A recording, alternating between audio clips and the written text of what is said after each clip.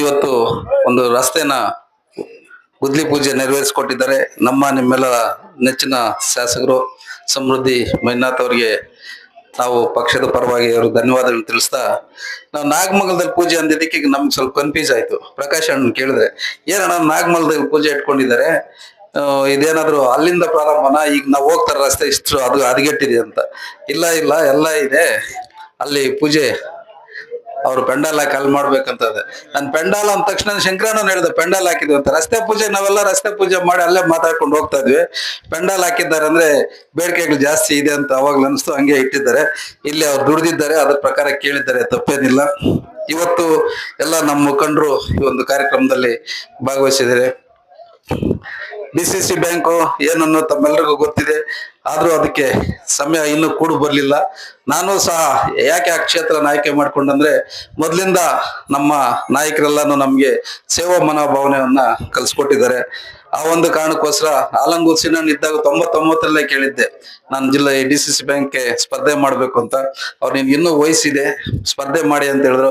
ಮತ್ತೆ ಅವರ ನಂತರ ಆ ಬ್ಯಾಂಕಿಗೆ ಚುನಾವಣೆ ಅಂತಕ್ಕಂಥ ವ್ಯವಸ್ಥೆನೆ ಬರ್ಲಿಲ್ಲ.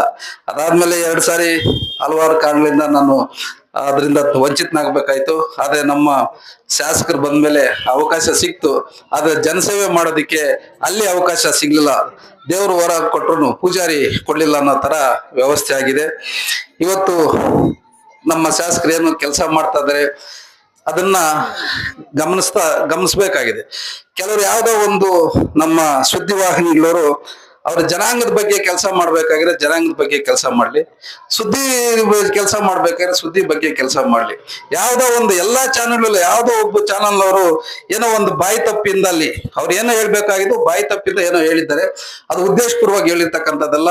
ನಾವ್ಯಾರೂನು ನಮ್ಮ ಜಾತ್ಯತೀತ ಜನತಾ ದಳದ ಪಕ್ಷದವ್ರು ಯಾರೇ ಆಗಿರ್ಬೋದು, ನಾಗೇಶ್ ಅವರು ನಮ್ಮ ಮಾಜಿ ಸಚಿವರಾದಂತ ನಾಗೇಶ್ ಅವ್ರನ್ನ ನಾವ್ಯಾರೂ ಹಗುರವಾಗಿ ಎಲ್ಲೂ ಮಾತಾಡಿಲ್ಲ, ಕೇವಲವಾಗೂ ಮಾತಾಡಿಲ್ಲ.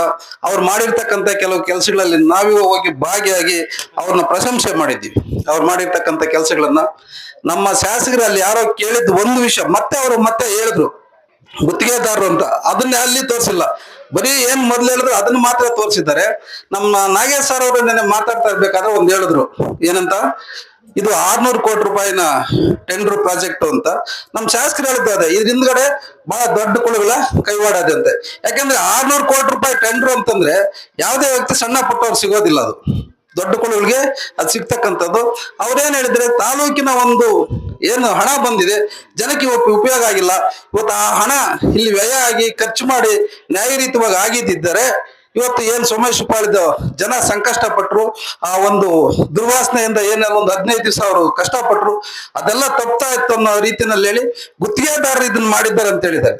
ಒಂದು ಬಾಯಿ ತಪ್ಪಿ ಎಲ್ಲೋ ಒಂದು ನಾಗೇಶ್ವರ ಬಗ್ಗೆ ಅವ್ರ ಅವಧಿ ಅನ್ನೋದ್ರಲ್ಲಿ ಹೋಗ್ಬಿಟ್ಟು ಅದು ಆಗಿರೋದ್ ಬಿಟ್ರೆ ಉದ್ದೇಶಪೂರ್ವಕ ಅದು ಹೇಳಿರ್ತಕ್ಕಂಥದ್ದೇನಲ್ಲ.